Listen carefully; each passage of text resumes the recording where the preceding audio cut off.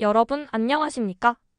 오늘 진행될 강의에서는 제5장 가슴 압박 이외의 순환 방법과 기계 심폐소생술 장치에 대해 심도 있게 다루어 보겠습니다.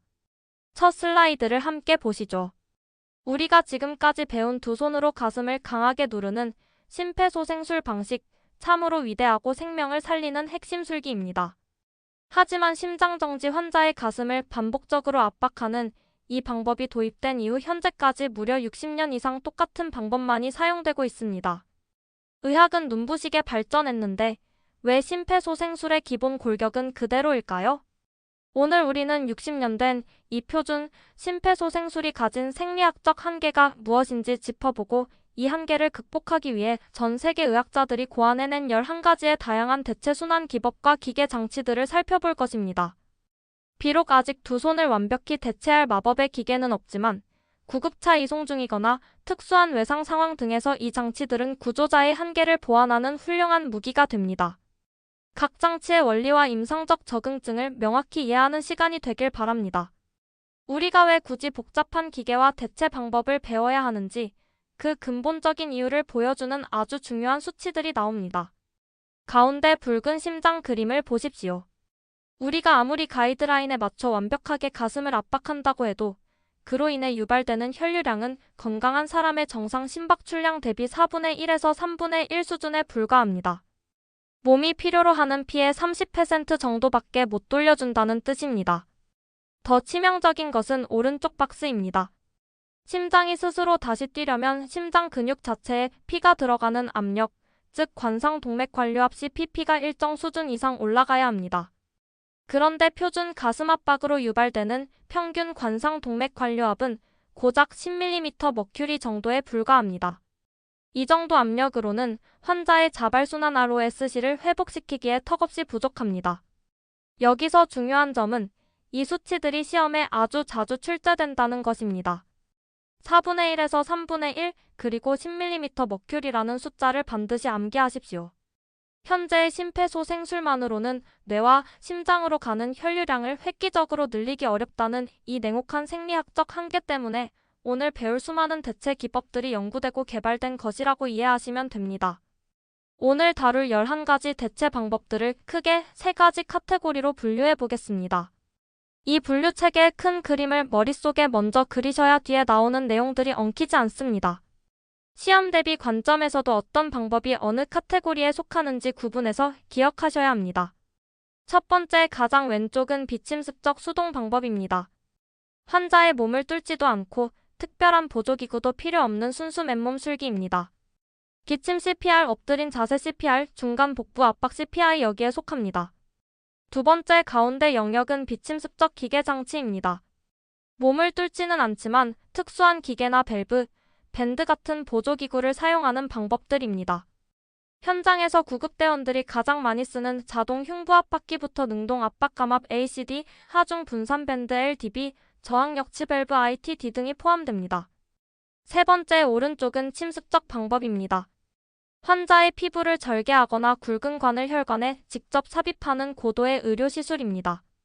흉곽을 째는 개흉 심폐소생술과 체외 막산소기를 돌리는 체외순환 심폐소생술 ECPI 여기에 해당합니다. 자, 그럼 첫 번째 카테고리부터 하나씩 해부해 보겠습니다. 기계 없이 하는 특수수동 CPR 2가지입니다. 두 방법 모두 매우 제한적인 상황에서만 쓰입니다. 먼저 기침 심폐소생술입니다. 보통 심장정지 환자는 의식이 없죠? 그런데 중환자실이나 심혈관 조영실처럼 심전도 모니터를 달고 있는 곳에서는 모니터에 치명적인 심실세동 VFE 떴는데 환자는 아직 뇌에 피가 남아있어서 초간 의식이 있는 찰나의 순간이 있습니다. 이때 환자에게 1에서 3초 간격으로 강하게 계속 기침을 하도록 유도하는 방법입니다. 기침을 하면 흉곽 내압이 팍 상승하면서 혈류가 생겨 일시적으로 뇌 혈류를 유지할 수 있습니다. 길어야 30초에서 90초 버티는 임시방편입니다. 다음은 엎드린 자세 심폐소생술입니다. 누운 자세가 아니라 보가위, 즉 엎드린 상태에서 환자의 등 쪽인 제7에서 10번 흉추 사이를 압박하는 것입니다. 등 쪽은 뼈가 튼튼해서 갈비뼈 늑연골 접합부 부러질 걱정 없이 아주 강하게 누를 수 있어 동맥압을 높게 유지할 수 있습니다. 하지만 헷갈리기 쉬운 부분입니다. 이걸 아무 데서나 쓰면 안 됩니다. 기관 내 삽관이 이미 되어 있는 환자가 엎드린 채로 수술 등을 받다가 심장이 멎었는데 도저히 똑바로 눕힐 수 없는 특수한 상황에서만 제한적으로 시도해야 합니다. 눕힐 수 있다면 무조건 눕히는 것이 권장됩니다. 수동 방법의 마지막 중간 복부 압박 심폐소생술 IAC CPI입니다. 기본 가슴 압박에 더해 다른 구조자가 환자의 배복부를 추가로 누르는 방법입니다. 여기서 정말 중요한 기전이 나옵니다. 배와 가슴을 동시에 누르는 게 아닙니다. 가슴 압박 구조자가 손에 힘을 빼는 이완기에 복부 압박 구조자가 배꼽 제대와 명치 검상돌기 중간 부위를 약 100mm 머큐리의 압력으로 꾹 눌러줍니다. 즉 흉부와 복부를 시소처럼 번갈아가며 누르는 것입니다. 이렇게 이완기에 배를 누르면 하대 정맥으로 피가 역류하는 것을 막고 대동맥에 피를 위로 쳐올려주어 심장과 뇌로 가는 혈액 환류를 획기적으로 증가시킬 수 있습니다. 임상 연구에서도 표준 CPR보다 병원 내 심장정지 환자의 생존율을 증가시킨다고 알려져 있습니다. 하지만 치명적인 한계점이 3가지나 있습니다. 첫째, 최소 3명의 구조자가 필요해 인력 소모가 큽니다.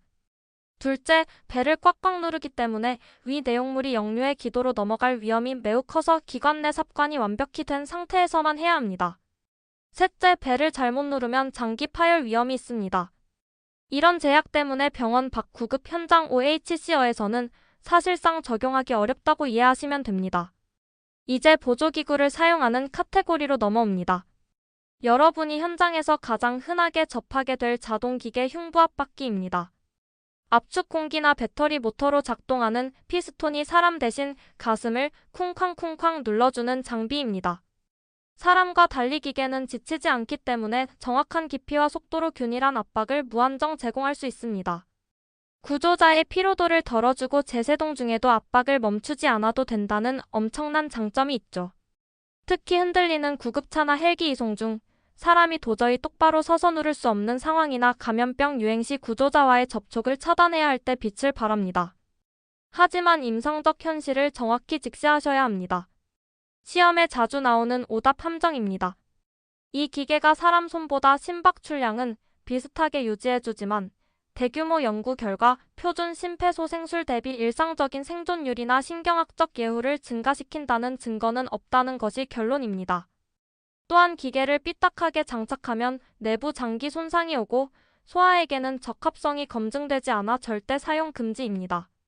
생존율을 높이는 마법의 기계가 아니라 구조 환경의 제약을 극복하는 대체 수단으로 이해하셔야 합니다.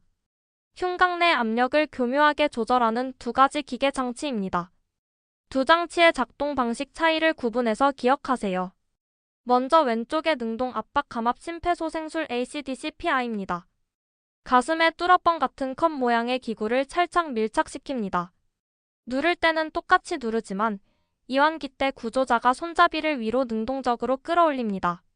가슴을 억지로 잡아당겨 부풀리면 흉곽 안에 강력한 음압 마이너스 압력이 조성되면서 마치 진공청소기처럼 정맥의 피를 심장 쪽으로 쭉 빨아들여 환류를 대폭 증가시키는 원리입니다. 오른쪽은 하중 분산 밴드 심폐소생술 LDBCPI입니다. 이건 흉골뼈 하나만 누르는 게 아니라 흉곽 전체를 넓은 조끼나 밴드로 둘러싼 뒤 전기 모터로 밴드를 확 조여버리는 방식입니다. 흉골 펌프가 아닌 흉곽 펌프 기전을 극대화하여 흉곽 내압 전체를 상승시킵니다. 두 기기 모두 동물 실험에선 피가 아주 잘 도는 것으로 확인되었으나 안타깝게도 인간을 대상으로 한 대규모 연구에서는 생존율 증가에 실패하거나 상반된 결과만 나왔습니다.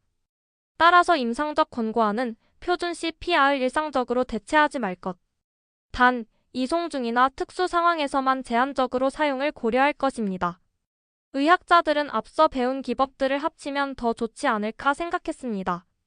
그래서 탄생한 하이브리드 장치들입니다. 왼쪽은 국내에서 개발된 동시 흉골 흉곽 심폐소생술 SST-CPI입니다. 가운데 피스톤이 흉골을 꾹 누르는 동시에 양옆의 밴드가 흉곽 전체를 확 조여줍니다.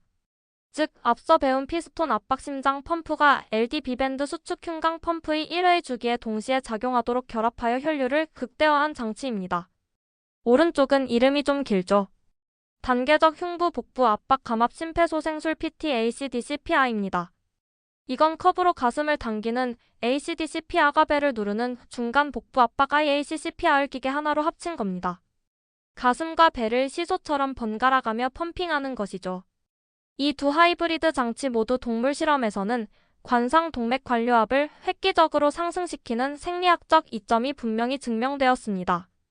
하지만 인체 대상 임상 연구에서는 아직 생존율 증가 효과가 입증되지 않은 말 그대로 실험적 단계의 기술들입니다. 원리만 가볍게 이해하고 넘어가시면 됩니다. 이번엔 누르는 방식이 아니라 호흡의 저항과 중력을 통제하는 신선한 접근법들입니다. 왼쪽은 저항력 치밸브 ITD입니다. 인공호흡기나 마스크 사이에 끼우는 작은 밸브인데요. 우리가 가슴을 눌렀다가 손을 뗄 때 이완기, 가슴이 부풀면서 외부의 공기가 폐로 훅 빨려 들어옵니다. 그런데 이 ITD 밸브는 이완기 때 공기가 못 들어오게 콱 차단해버립니다.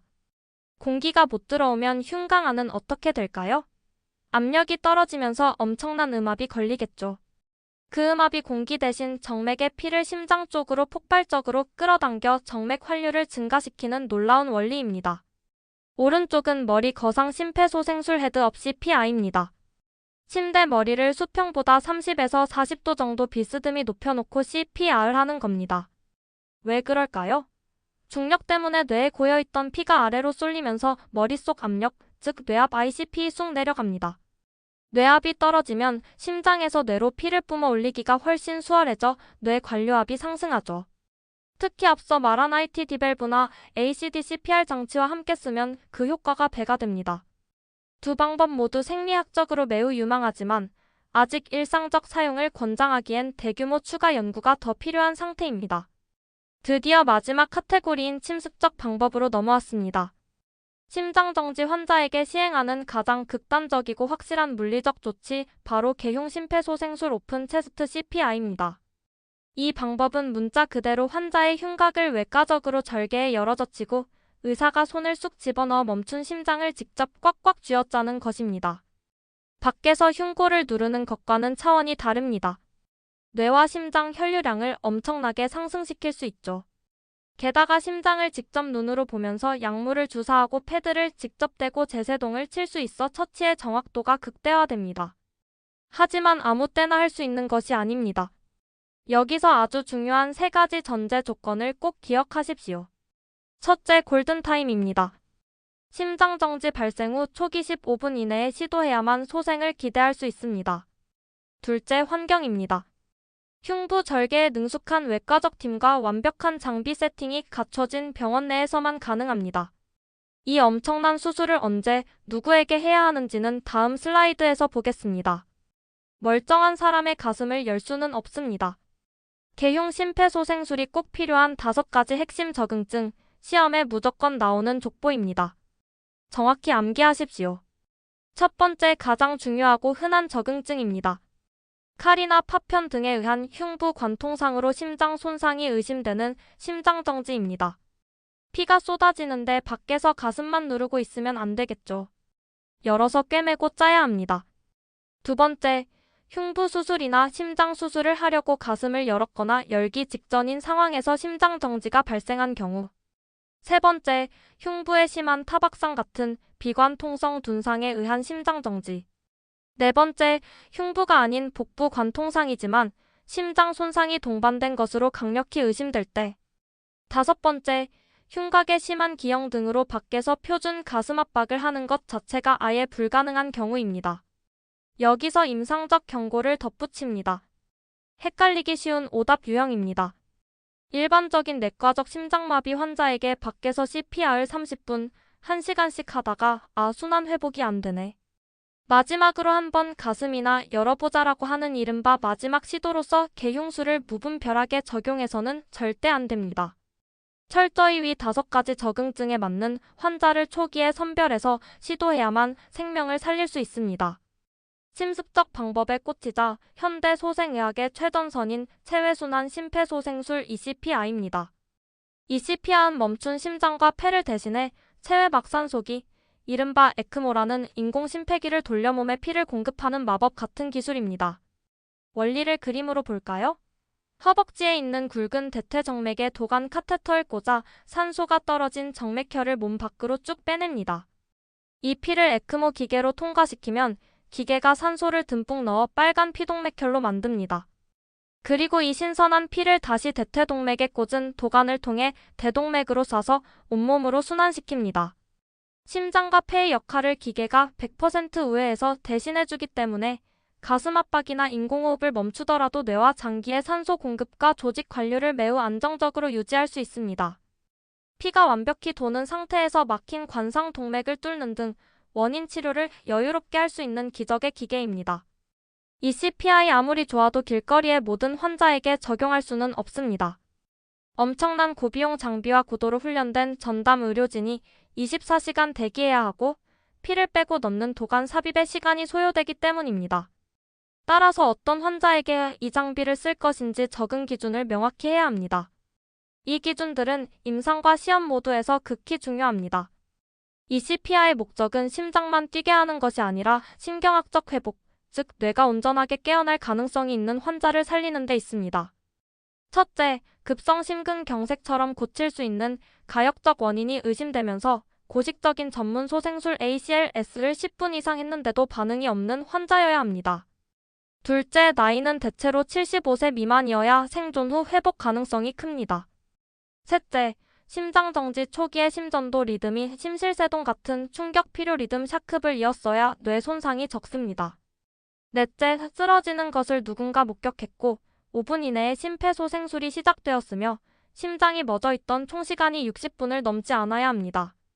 이 골든타임과 조건들을 충족하는 환자에게 일반 CPR 실패 시 생명을 구하는 최후의 구조치료로서 이 CPI 적극적으로 권장됩니다. 오늘 배운 수많은 기계와 방법들을 아우르는 핵심 결론입니다. 최고의 명약은 여전히 두 손입니다. 오늘 배운 그 어떤 기계나 대체 소생술도 일반적인 상황에서 사람의 손으로 하는 표준 CPR을 완전히 대체할 수 있다는 생존율 증거는 아직 없습니다. 기본기가 가장 중요합니다. 기계의 가치는 보조수단에 있습니다. 흔들리는 구급차로 이송 중일 때, 좁은 계단을 내려갈 때, 심각한 흉곽 변형이 있을 때 등 사람의 손으로 제대로 된 압박을 할 수 없는 특수 상황에서는 이 장치들이 구조자의 물리적 한계를 극복하는 매우 강력하고 필수적인 대안이 됩니다. 최우선 절대 원칙입니다. 매우 헷갈리기 쉬운 오답 함정이니 명심하십시오. 어떠한 첨단 장치를 환자에게 적용하거나 제거하든 간에 그 기구를 세팅하기 위해서 가슴 압박이 중단되는 시간은 무조건 최소화되어야 합니다. 기계 채운다고 가슴 압박을 멈추고 기다리는 것은 환자를 죽이는 행위입니다. 여러분이 현장과 병원에서 맞닥뜨릴 임상 시나리오에 맞춰 오늘 배운 기법들을 매칭해 놓은 요약 매트릭스입니다. 구급차나 헬기 이송 중일 때는 흔들림 없는 자동기계 흉부압박기나 LDB-CPR을 씁니다. 중환자실에서 의식이 있는 환자에게 심실세동이 터졌을 때는 급한 대로 기침 심폐소생술을 유도하여 시간을 법니다.